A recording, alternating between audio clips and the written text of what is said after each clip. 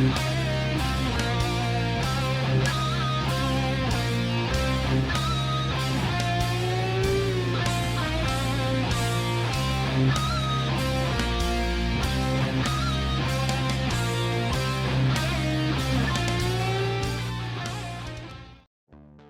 everyone, and welcome back to the workbench for another locomotive build. Today we're going to be doing a Atlas C40-8W here. This was this particular one we're doing is an LMS unit. These were a partnership between Conrail and General Electric Locomotive Leasing for Conrail to get some locomotives. I think they had these for like 6 months out of the year, and the other 6 months they were up in Canada, I believe. But these are kind of an interesting unit, and the Atlas model gets us pretty close, but does have some minor things we're going to have to change here to be correct. As you can see, we're zooming in right now on the radiator section on this locomotive. These particular Dash 8s were kind of later in the build cycle. So as you guys can see on the left, you have the earlier style Dash 8 radiator. On the right, you have the later one, which was actually the Dash 9 style radiator. You also had a variation in the exhaust stack as well to go with it. So for this particular build, we're going to have to modify our Atlas locomotive to properly have that Dash 9 style radiator. So here you can see we're getting her out of the box here. I picked this up, I want to say 3 or 4 years ago. Atlas did a run of these, and this has been sitting around ever since then, waiting for me to have the gumption to actually do this build. And well, here we are. We're finally here in summer of 2024, and of course you can see me removing this from the box here. My personal favorite Atlas packaging with these. One of the things I really like about how they have that screwed in is you can just leave those sides on and undo the screws, and then you just, lay the box down the side, and you can pull one of the sides off and get the locomotive out real easy without worrying about damaging anything. Now, on these Dash 8s, you have that brake chain deal right there, and here we can see me attempting to make sure that I don't break that brake chain. So you have to remove it from the truck before you take the shell off. So kind of pulled it off and set it off to the side there on the shell. And you can see now we're going to pull our couplers out. Just the 2 screws, one for each coupler box there. This is how you get the shells off on all these Atlas units, is you got to pull the couplers off, and then generally you can wiggle the shell off from there. Sometimes they could kind of hang up a little bit, but you guys will kind of see here, kind of just work it a little bit from each end and just kind of keep working, and it'll slowly come off. It's just kind of a little bit of it can be a bit of a booger because they have little tabs that hold it in place.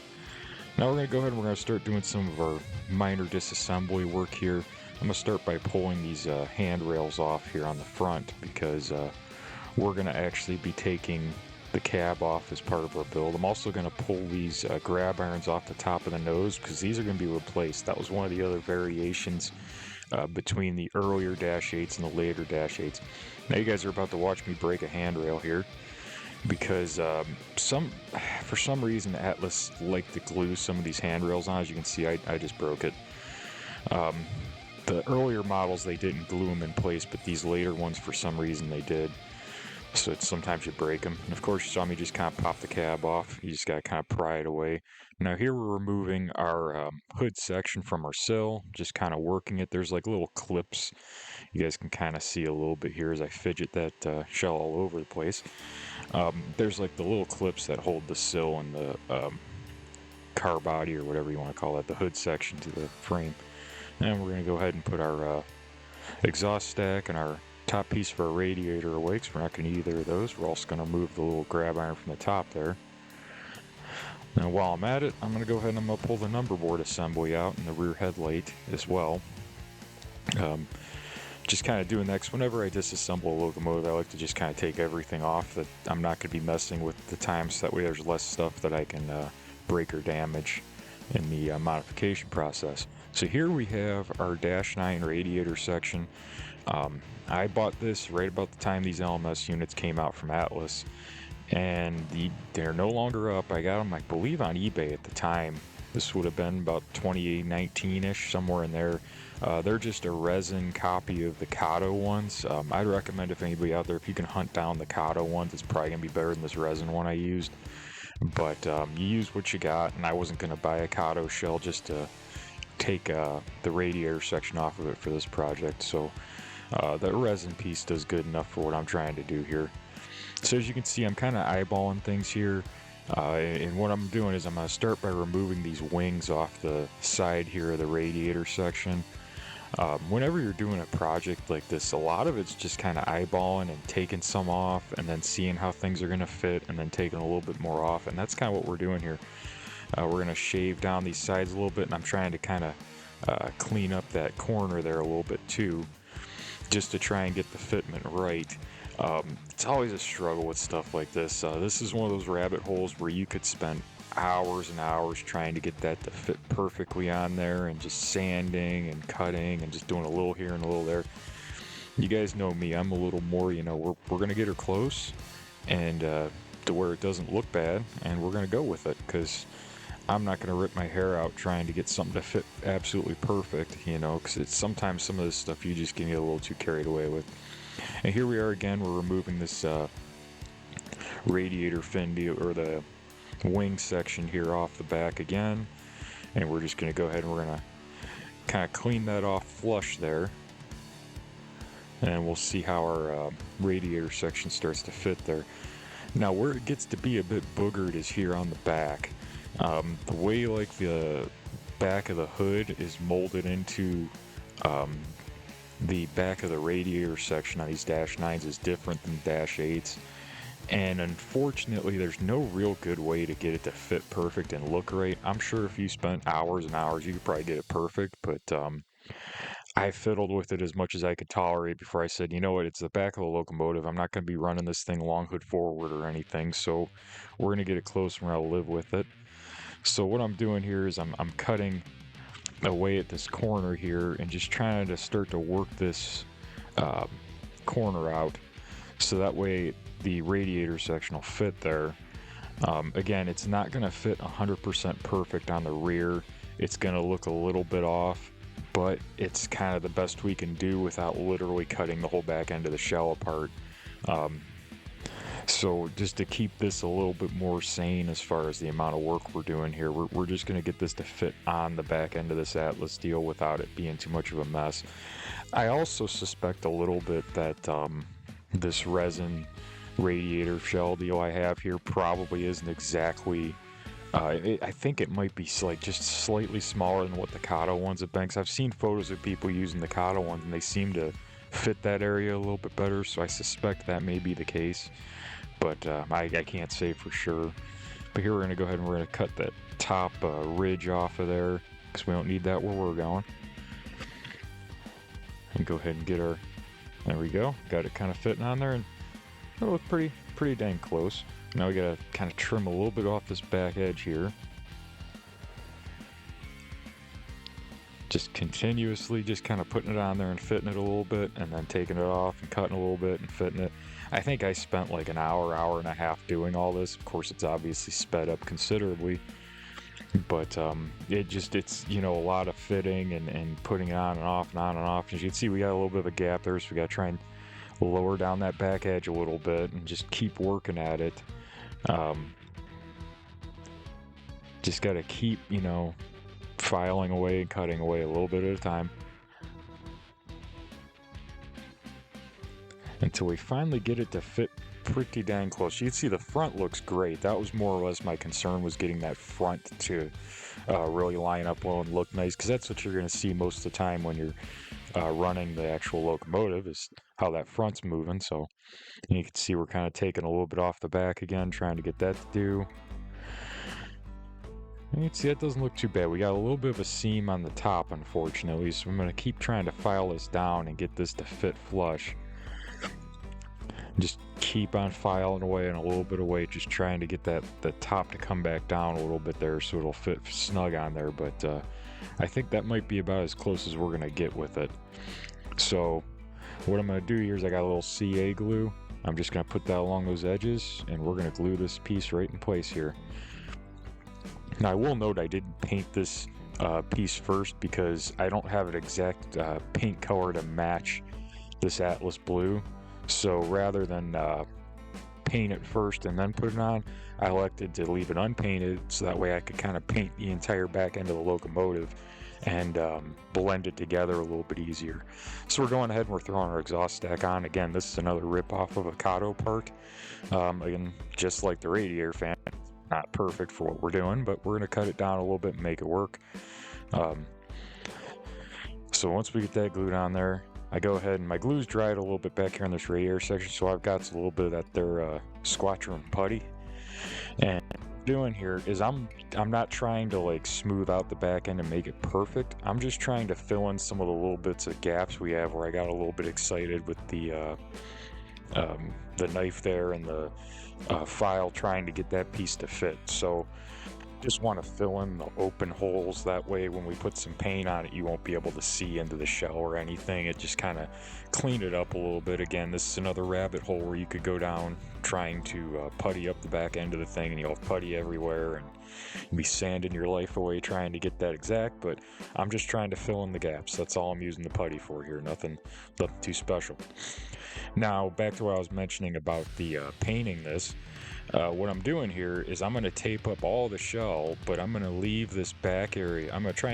What I'm trying to do is I'm trying to tape up anywhere where there's like decals and stuff back there, but I'm trying to leave some area where the paint from the radiator section, I could kind of get that over onto the rest of the shell, so it's not just like the radiator section just was painted, if that's making sense to you guys. Because I want to be able to kind of blend the two colors together a little bit, and it's a lot less noticeable when you kind of have, you know, your blue kind of going from one of the pieces you replaced onto the actual shell. It'll look a little bit more cohesive, so to speak. And you can see I'm using a little scale coat Conrail blue here. Now this is scale coat 2. Hopefully they come back here pretty soon. I'd heard rumors that they were, so hopefully they do. But we're just going to go ahead and shoot the hole back into that shell with that. Looking great. Always love that scale coat blue. Just really the best Conrail blue there is, if you ask me. But we're just going to put a pretty heavy dosage on there because we're going to end up weathering this anyway, so you're not really going to see it.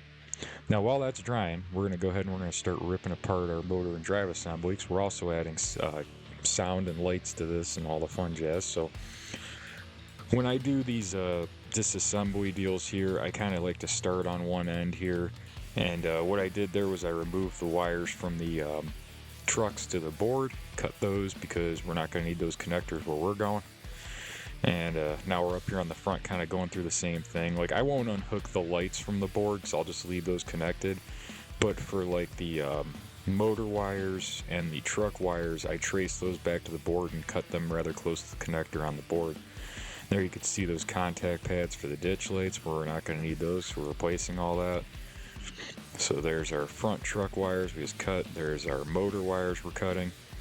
And I always like to cut those nice and close to the board. That way you have plenty of wire for your next installation when you go to do your DCC and soundboard install on there. You have plenty of wire to work with. So we pulled that speaker housing off back, so we aren't needing that either. And now we're going to go ahead and remove our 21-pin DCC ready board here. We're not going to need that because I'm going to replace it with a decoder buddy board on there. So in order to not lose the screws to re-secure the decoder buddy when we get to that point here, I just like to put the screws right back into the weights. That way it just kind of keeps everything from getting too mixed up and lost and all that fun stuff. You guys are going to see a bit of a rarity here in this build. I'm actually going to be leaving the weights in this locomotive because they're actually designed pretty nice. They actually fit in there. You still have space for wiring and stuff. Usually I'll remove all those to give me more room for wiring and wires and stuff. Now this front weight we are going to trim down with a Dremel tool, which I won't have on camera because I do that in the garage, but we will be trimming this one down just to give us a little more room in the front. But otherwise those weights will be going back in the locomotive. So we're going to go ahead and finish taking this weight apart here. You can see we got the side pieces off. We're not going to need those where we're going. And here we're going to go ahead and pull our truck assembly apart here. You just kind of work that cover off the worm gear and set it off to the side. And pull the truck out from underneath the frame there. So we're going to go ahead here and we're going to there's these little clips there on the bottom, like towards the bottom of each end of the truck assembly, and you gotta pry those out to kind of get the bottom apart here, and that's how you get your side frames off. Now the reason we're doing that is for twofold here. We're going to paint the sides of our wheels a rail brown color. I do that now so that way I don't have to mess with it later in weathering. It's easier to do it with the everything disassembled. And also while I'm doing all this work on this locomotive, I like to kind of make sure everything's good and secure. And a lot of these Atlas locomotives, pretty much all of them as far as I'm aware, have the power wire for your truck is like it's held on with a plastic clip to the power pickup deal. And I'm not really a very big fan of that. I don't like plastic clips holding things on. I want things soldered on so I know that they're not going to fall apart. And there you can see that plastic clip there holding the wire on. So while I'm waiting for my paint to dry anyway, this is usually one of those points where I'll go ahead and I'll hard solder that wire on there because, well, I mean, we might as well while you got it apart. Now it's kind of important too, I would note, to try and keep your side frames together, like one end with the other, etc. And that way you got all that organized for when you go put your trucks back together. Now we're jumping right into the next phase of our project here. We're gonna go ahead and start working on some of our lighting stuff. And as you saw there, I had the little thumbtack, try to get it right in the center of the marker light, and then I'm coming in with the drill bit and drilling a hole in that marker light. I generally go with a little bit of a smaller hole, and then I'll get a bigger bit, and then that's almost the exact size of the marker light to drill out there. The reason I do that is when you start off with that smaller hole, if you're a little bit off, it's a lot more forgiving than if you go in there with the exact size bit right out the gate. That's how you end up messing up a marker light housing, is by coming in with too big of a bit, and you can end up off a little bit, and you'll end up with a goofy and messed up deal there. So now I'm taking a piece of styrene here. This is just scrap styrene I have, and I'm going to take that scrap piece of sheet styrene and I'm going to put it over where the headlights are at here in the back. I'm also going to put it over where each of the marker light housing deal will be there. And the reason I'm doing that is I'm going to put those on there, and then I'll let it dry, and then I'll drill a very small hole through each one of those to feed the wires from the LED in. And what that does is that basically makes me a housing essentially to mount my LED in, like inside the shell. When you're working with like the small 402 size LEDs, they'll fit in that little area between the back of the shell and the outside of the shell. So that's kind of how I mount my lights, is I just, use that styrene as a backer. Now we're going to go ahead and start pulling the front end apart, because we also have to get the lighting stuff going with this. You got to pull that out. You pull your number boards out. We're going to put those in a bag for safekeeping. Now we got to pull our little dudes out there. And of course, a weird piece at the top. Don't need where I'm going. Now we got to go ahead and we got to drill out our front marker lights here. Again, just using the thumbtack to try and get a good centered spot in the middle there for the drill bit to set in when I start drilling this. There you can see we're drilling.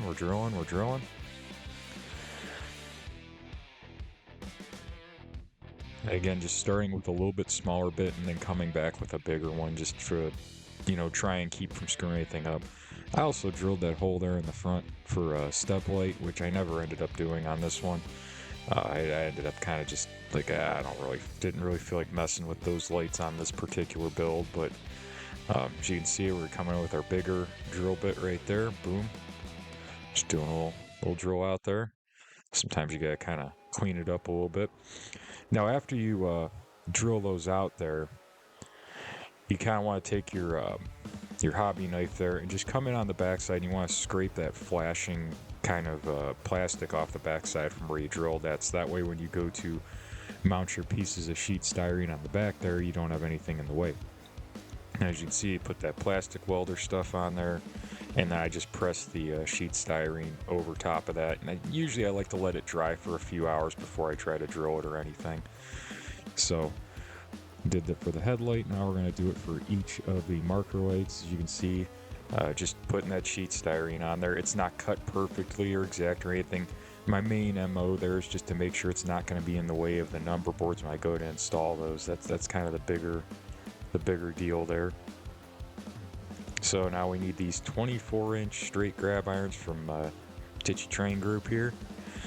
These are going to be our new grab irons here on the front, because these particular later build dash 8s went from a one-piece grab iron on each side to essentially 2 grab irons.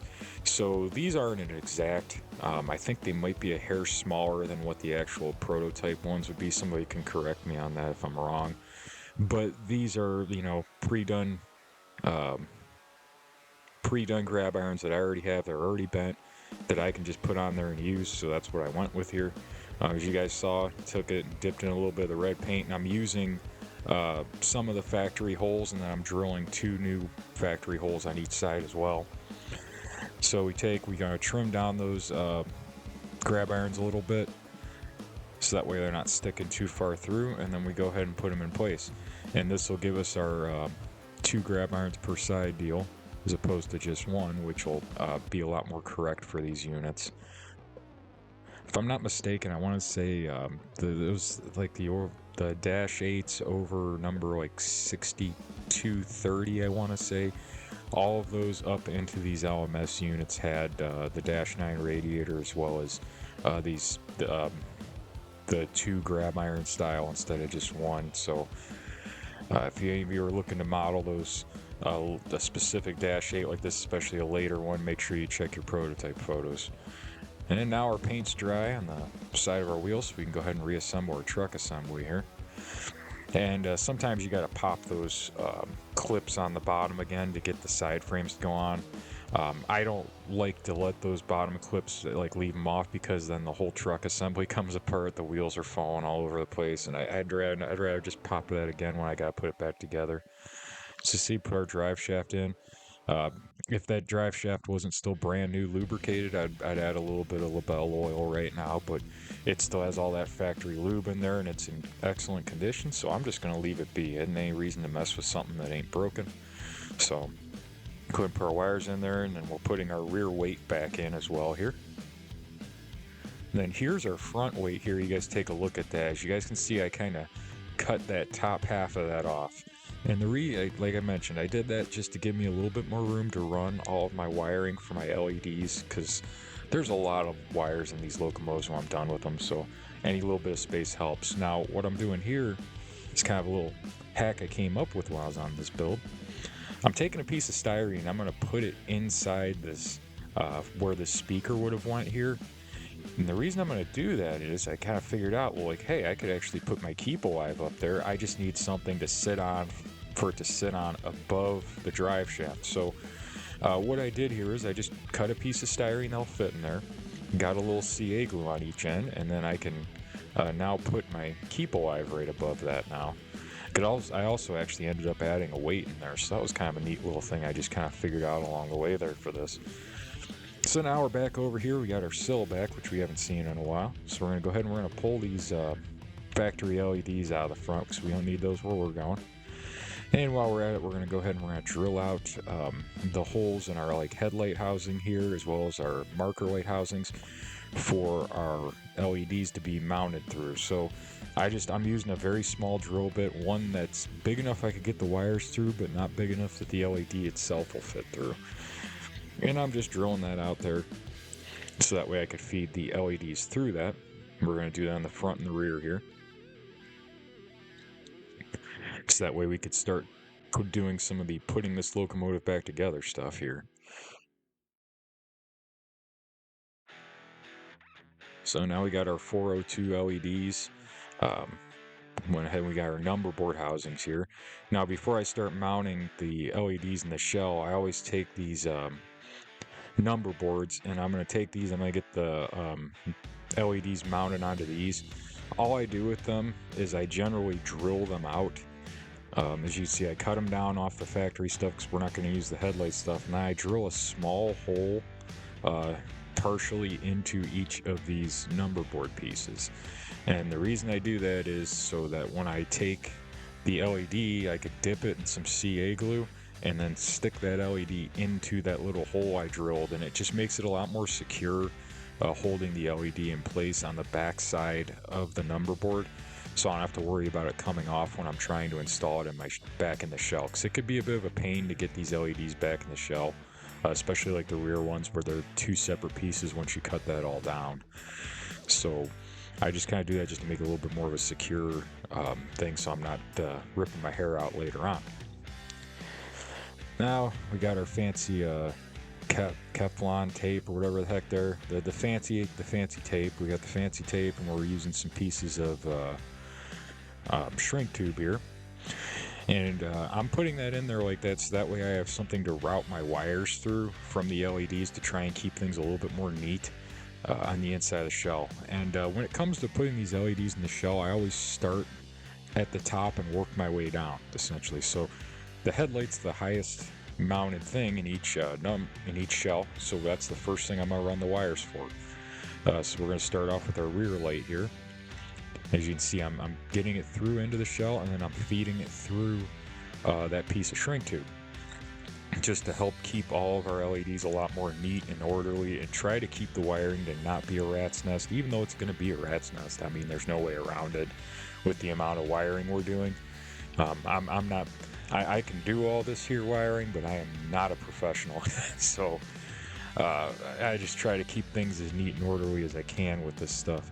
And as you can see, I got my wire scare there, and then I tape them together and label them. That way I remember what everything is. Now for the fun part, trying to get these dang these dang number boards in place here.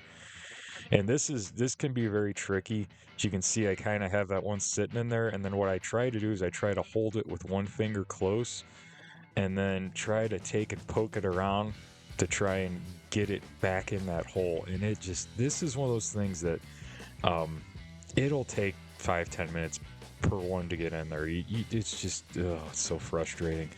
And if you guys are wondering, it's even more frustrating when you're trying to do it with the camera in front of you, instead of like being able, because like there's only so much I can get my head around to see when I'm doing that when I'm trying to record this stuff. So that's kind of the fun of it's trying to do that. Usually that's one of them things where I hold it up in front of my face and I'm like looking at it, but I wouldn't be able to get it on camera then. So you guys get to watch me struggle on film here. But here, once we get it mounted up, I put a little bit of plastic welder on the backside to hold it in place, and then you feed the wires through our shrink tube, just as we did with our headlight. And again, here we are, trying to get that thing in there. Just gotta keep fiddling with it. Eventually, it'll pop in place. It's just what a booger this can be to try and get these number boards back in place. But it's the price you pay to have a separate number board and separate headlight and all separate lighting and stuff. It's worth it when it's all done. It's just a bit of a hassle when you're actually working on it. So go ahead and get that on up in there, and again pull our wires through and try to keep them neat in there. And then we're going to take our tape and we'll label these number boards, or I'll just put down NB for number board. Very, very important, guys, to label your wires while you're doing this. That way you're not playing what's this wire when you go to do all your actual wiring. So that's why I like to keep that tape around for, just to label everything. Now here we're doing our marker lights, because that's again the next thing down in our line up here as we go through our lighting installation. And just feeding it through there. The real fun part is the more wires you add, the harder it is to feed them dang wires through that shrink tube. So I try to use a bigger size shrink tube. I don't want it to be ginormous, but a bigger size so I don't have to fight with the wires too much, because we're going to have quite a few LEDs in this thing when it's all said and done. And now we're going to go ahead and start the same process here on the front end. We'll go ahead and run our LEDs for our headlight first. Now this is going to be a little bit different, because we're going to do all of this off. We're going to do some of this off the sill, and then we're going to put the cab back onto the rest of the shell and the sill and do all that stuff. So we're going to start off with our headlights here. And I'm going to go ahead, I'm just going to tape those down in the front of the shell here. As you can see, I went ahead and put the cab back onto the rest of the body there. I got the cab installed, and now I'm going ahead, I'm running my marker lights here next, and you have to kind of feed those through the cab. There's like a place for wiring to go in the bottom of the cab, as you guys can kind of see. So go ahead and start feeding those through.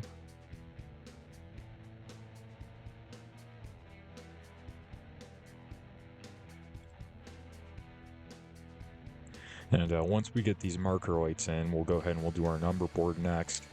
That'll be the next piece we have to do is our number board piece. Of course, we have to label our lights first before we do that because we don't want to forget what they are.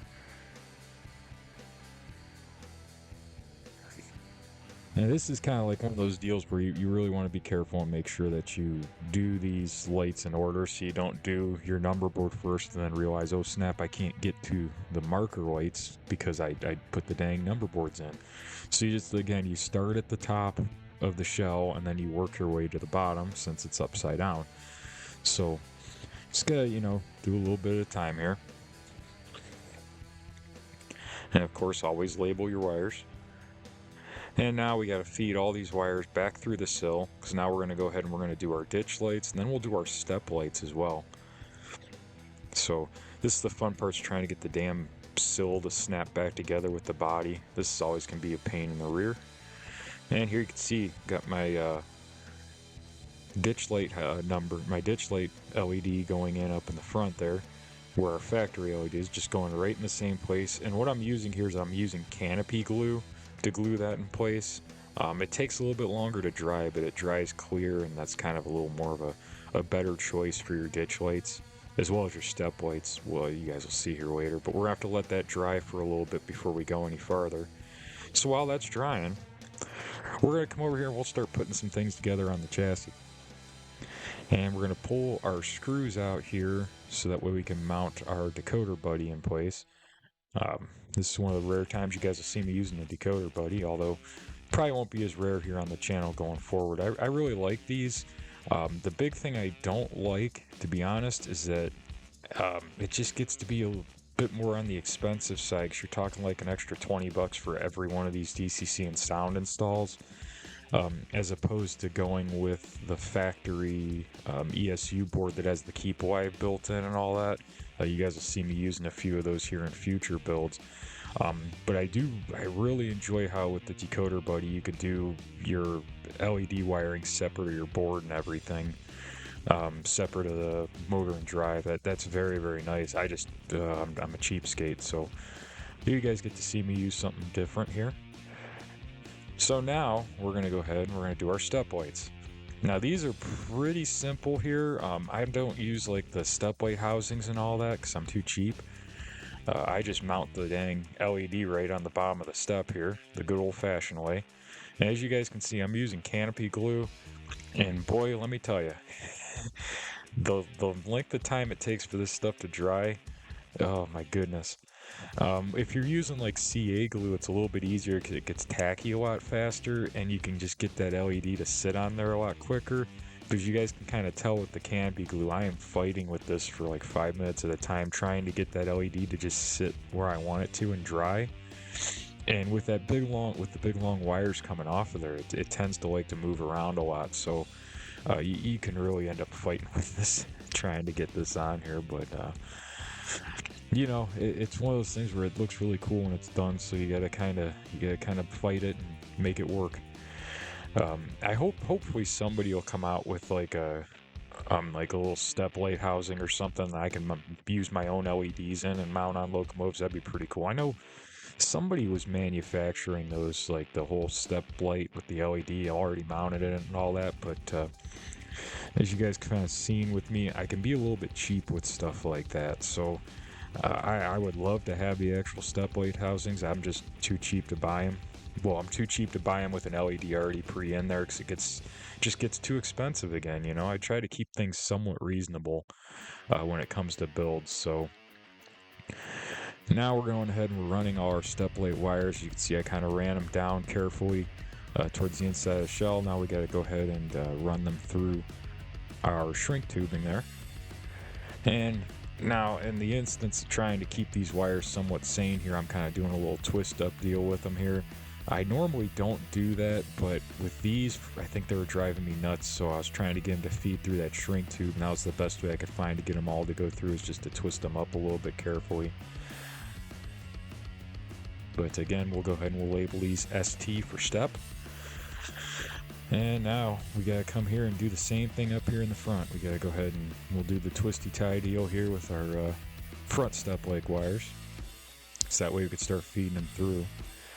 Now these ones got to go through the whole cab deal here, like through that center section of our cab there. I think that's actually for where, like, if they you had like a nose-mounted headlight or something on these Atlas units, that's where the wires, that's where the headlight would go or something, I believe. But you can see I'm feeding it through, and then once I get it fed through most of the way, I go ahead and I'm using some of that fancy pants tape to hold the wiring down the nose, so that way it doesn't pinch on the weights or anything when we go back to put our shell on later on here. Just to try and keep from breaking wires, because that tends to be a problem sometimes. You can catch a wire and break it, and with how thin these and small these wires are, it's very easy to do that. So got that all labeled up, and just got to throw another piece of tape on there. Now again, with the old cheapskate Steve here, I build my own like speaker boxes here out of these out of like the little speaker stuff that you get with these ESU speakers. So what I do is I essentially take 2 of these sugar cube speaker deals, and I'll make them into like a 3 wide kind of speaker box mount here, as you can see. See, we're kind of gluing it together here. Oh, I dropped it. And you can see it just got to keep, kind of glue deal on that there. And the reason I do that is, again, because I'm cheap, and I like being able to kind of build these to fit each locomotive, as opposed to buying one, like buying a specific speaker and not knowing what I'm have for space. I'm really curious. You guys comment down below. I've heard a lot of good things about the Scale Sound System speakers and their speaker assemblies and that whole deal. My only concern with trying them out, like price-wise and everything, they're pretty on par with what I'd be spending to build these myself, like I'm doing here. My concern comes back to how much space do they utilize inside the locomotive, because again, with all the crazy wires and wiring everywhere, I just get nervous that trying to use a speaker like that's going to leave me in a spot to where I'm not going to have enough room for my wiring, whereas doing a build this way, like what I'm doing here, I have the ability to make the speaker box a little bit smaller, or if I have room, make it a little bit bigger. I can kind of have that flexibility there. So you guys kind of tell me, any of you out there that have done any installs on the Scale Sound System speakers, Scale Sound System speakers, say that 10 times fast, and you guys tell me what your thoughts on them were they, how much space did you have, what did you think, you guys tell me, because I'm too cheap to find out myself right now. So now we got our speaker assembly drying there, and while we're doing that, I realized, hey, I could fit some weights on there. I like, let's add a little more weight to this thing. It's always good to add a little weight for more pulling power. So you should see I put one up on the top, and then I figured out, hey, I could kind of slip one down here in the bottom here too, underneath the drive shaft next to the motor there. You can see we could also slip one in right there underneath where our keep wive's going to go. So all in all, we added about an ounce of weight to this locomotive as part of our process here, which is always cool, so that we get a little more pulling power out of these. And here you can see we're going ahead and we're doing our keep alive install on our 21-pin decoder. Now here you can see you have to trim down the wires from these keep alives because they're really long. At least for my install, I don't like to have too much excess wire. So in order to, whenever you cut down these wires, I'm one of them people that anytime I try to strip a wire that small, I end up breaking it or messing it up. So what I do is probably not the most recommended way of doing it, but it works for me. I'll take the end of each wire and I burn it with the soldering iron, like burn the insulation, and then I'll come back and I'll pull that off, like let that cool off for a second, and then normally you could pull that insulation right off. It's just kind of you gotta kind of play around with it a little bit, but that's been my best way. Now you can see where I bent the pins on the decoder buddy there, of course, because it's the way she goes. Just kind of bend them back and then put the decoder in place. Now we're going to go ahead and we're going to start putting in some of our wiring here. We're going to go ahead and get our truck wires on. You can see it kind of cut those to be about the length. I leave them a little bit longer. That way I have a little bit of play with them, but not too long either where they're going to be catching on everything when I go to put the shell on. So you just go ahead and cut the wire, heat that insulation off of there, Put a little solder on the end of the wire, and then boom, put it in place, and we're golden. I got a little of that electrical tape I rolled up there to put on top of that weight to then put the keep alive on, and then put a little piece of tape over top of that to hold our wiring in place. Now you gotta go ahead and we gotta install our motor wires here. So again, same process as the truck power wires, where you gotta burn the end of it, put a little solder on it, and then put it in place there and solder it in place. So just a little bit at a time here. But again, I'm trying to work in kind of phases here. I start at the front of the locomotive and do the power wires. Then we come over and do the motor wires in the middle. And then we're going to go to the back and do the back truck wires. And again, just trying to keep all this stuff just kind of work in areas and work in phases so that it's not it's not so overcomplicated. And, you know, 'cause you look at this and you go, oh my gosh, there's, you know, 30 wires I got to connect. Well, yeah, there is, but if you break it down and take it piece by piece, it's really not that bad. Now, right now, I'm going to go ahead and I'm going to do my speaker wire work here now too as well before I do those rear trucks. And for these speakers, I wire them in what's called parallel. So on these decoder boards, you have two speaker outputs. You'll have, we'll just call it a plus and a minus. And then for each speaker, you have a plus or a minus on each speaker. So what I do is I do the parallel. So for each of the outputs on the board, I have to have two wires coming off each one. So you have one wire per speaker from each of the outputs, essentially. So you end up with four wires coming off that the two places on the board, essentially, if that makes sense. You get two per deal on the board. So go ahead and get those wires in place. And as you can see, sometimes I actually color coordinate them, not all the time, but sometimes. As you can see, we have our reds going to one side of each speaker, and then our white will be going to the other side of each speaker, just to try and keep things somewhat simple.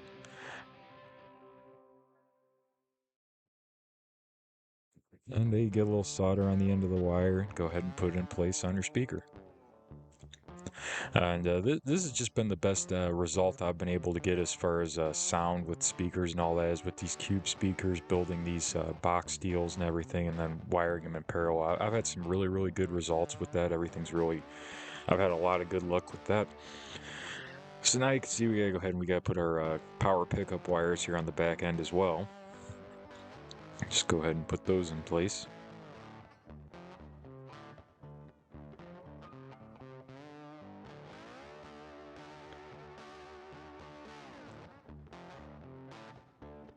Alright, now it's time for the fun part. Now we're going to start going through all of our rat's nest of wiring of lights coming out of our shell.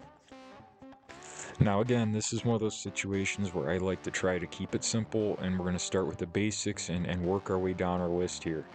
So we're going to start off by doing our headlights first, and because that's going to keep it, you know, kind of simple. So we just have two LEDs for the headlights, so that's 4 wires total. So what we're going to have here is we have to put our 2 red wires together and solder them to one place, and our 2 blue wires together and solder them to another.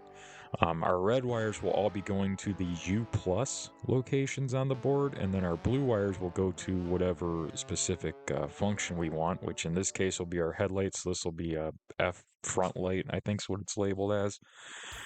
That's what we'll be going to right now. So we'll go ahead and we'll get that on there. And then generally I'll go ahead and I'll do the rear light generally will be the next thing I do, although I may have done the ditch lights next on this. I'm not 100% sure. We'll see here in a second which way I went. But I believe I went with, let's see what we got here. What did I do?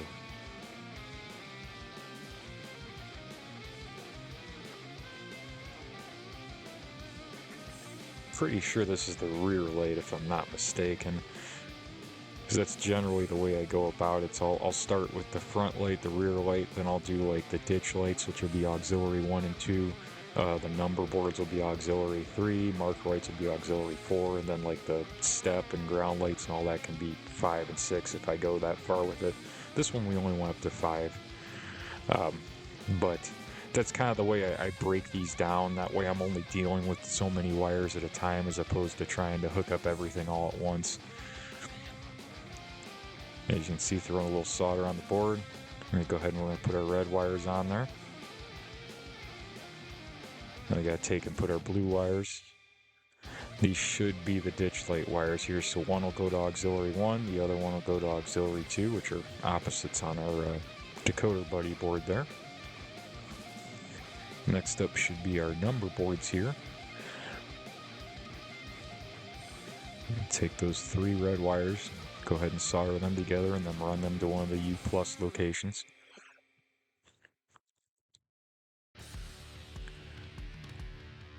Just go ahead and get those in place, and then we'll go ahead and we'll do our blue wires next, which will be going to auxiliary 3.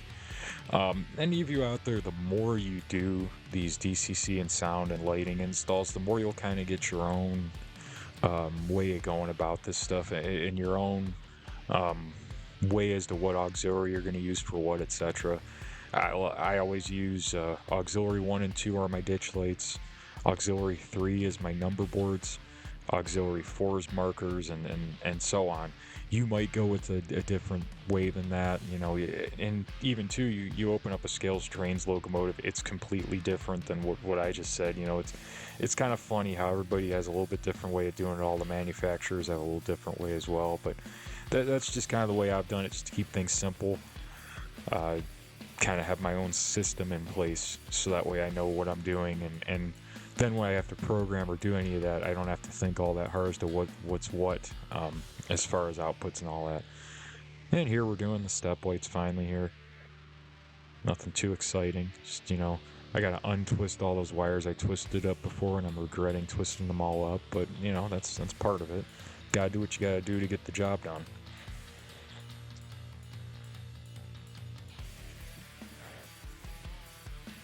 So with these step lights, you end up with a pretty big bundle of lights. Same with the markers as well, because you'll have 4 separate LEDs for this particular function. So you got 8 wires. So you got four little red wires you're trying to get together and solder together. And I keep burning it and messing with it and messing with the messless.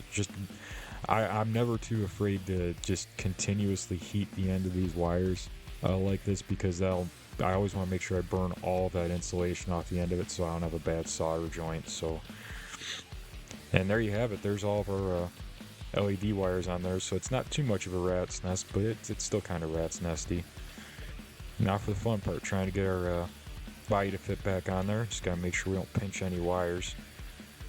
Just gotta keep on fiddling with this. As you can see, I'm kind of making sure I'm not pinching my step lights either. The wires coming off of those on each end as well. And now we're going to go ahead and put our couplers back in. Couplers in our coupler boxes, and go ahead and reinstall those in each end.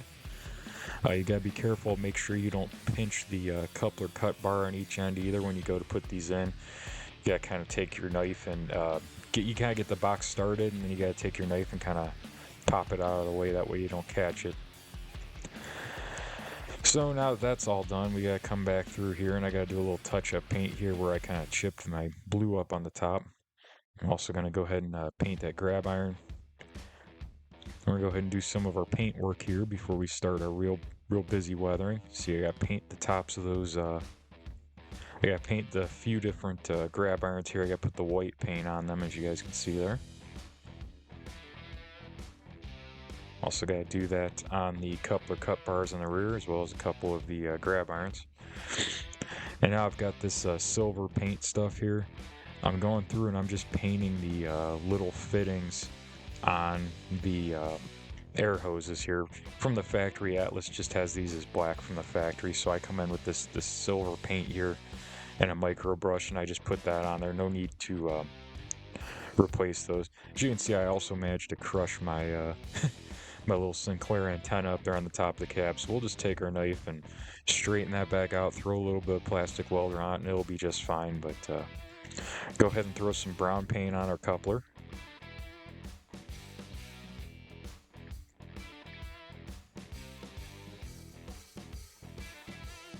And we're going to throw a little bit of that silver paint here around the edges of ditch lights. Because again, Atlas from the factory, those ditch lights, they do the whole thing painted black, and that's not correct. So we add that silver to it. Now here I'm putting a fade coat on this, as you guys can see from my hand going back and forth really fast. I've got some white paint. It's thinned down quite a bit, so I'm just really going to town here. Just misting this thing over and over and over again, just continuously misting it, trying to build up my fade coat. For some reason, a lot of these Conrail locomotives in this blue paint from GE just tended to have a lot of a fade to them. Even though, you know, this particular time frame we're going for here is the late 90s, these still, we've only been with 3-4 years old, they would have had a pretty decent solid fade to them. So I got that fade on there, and then I threw a little brown on the trucks for good measure. Now I'm going to use a panel line wash from MIG. I have this thinned down a boatload. You guys will, if you guys ever try to use this stuff, definitely make sure you thin it down and cut it down a lot, because it's very strong. So I have it thinned down by about half, and then I also take and I'll dip my brush in thinner before I dip it in the actual wash to put on there. And now we're using some flat black paint here for our grills, and just hand painting this in. As you guys can see, I'm kind of not the best at painting inside the lines there, but you know, we gotta do what we gotta do. Now this is actually like an airbrush paint. It's actually an airbrush acrylic paint. I think this is the Badger Model Flex, if I'm not mistaken, flat black. And the reason I like that is it's thin enough to get into a lot of these nooks and crannies when doing these grills. This right here, right, what you're watching right now, is just the absolute rip my hair out time with weathering here, trying to get this black paint in these little tiny grills with my little tiny paintbrush, and ending up getting paint everywhere and having to try and wipe it off with the Q-tip like you're watching right there. Oh yeah. So any of you out are trying to do weathering at home right now and you're having a hard time, you know, getting painting in the lines, and you feel like a little kid because you can't paint in the lines, well, you're watching CR Steve do the same dang thing, so don't feel too bad, because I always struggle with this. It doesn't matter how careful I am or how small of a brush I use, I always end up getting paint outside of where I should. That's why I don't do professional weathering or anything. I just do stuff for myself, you know. But that's another beauty of using acrylic paints. Generally, you can wipe off a lot of it. It'll leave like smears and stuff sometimes, but that's fine, because the real locomotives have, you know, dirt and grime smeared all over the place, so don't need to stress on it too much. And here we're painting our other grill here on the back as well. Really take your time when doing these grills when you guys are weathering. Just take your time. It's one of those things where, like, if you try to rush it, it's going to come out terrible. And I'll be honest, even if you take your time, you're probably still going to goof up a little bit, but at least the goof up won't be as rough as if you were rushing it. And of course, got to throw a little paint on our exhaust stack here too while we're at it, because, you know, it's a GE, it's going to be a bit rough looking. And now we're coming in with some more of that panel line wash up here on the top. As you can see, I was doing 2 of these at once, as you guys will see in the video here later.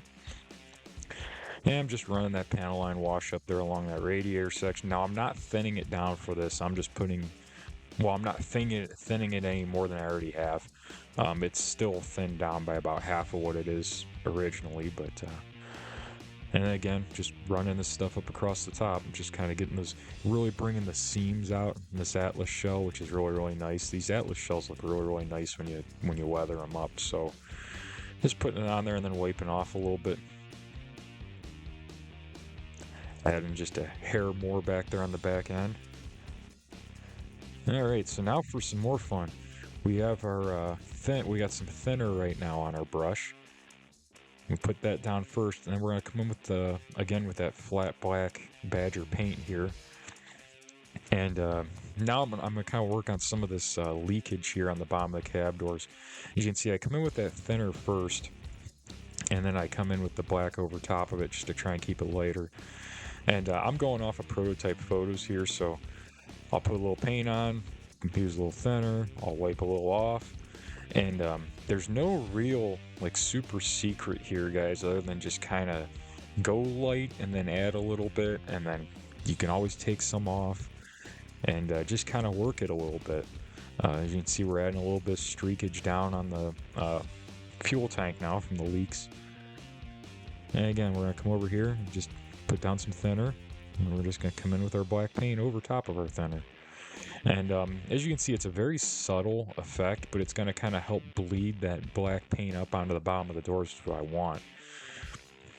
So you just kind of do a little bit as you go, and then you add a little bit more. Sometimes you might wipe some off, and you got to put a little bit back. It's just really kind of a by feel thing and looking at your prototype photos. It's just really comes down to that. Just don't be afraid to wipe off some and put some more on. Just keep messing with it until you're happy with it.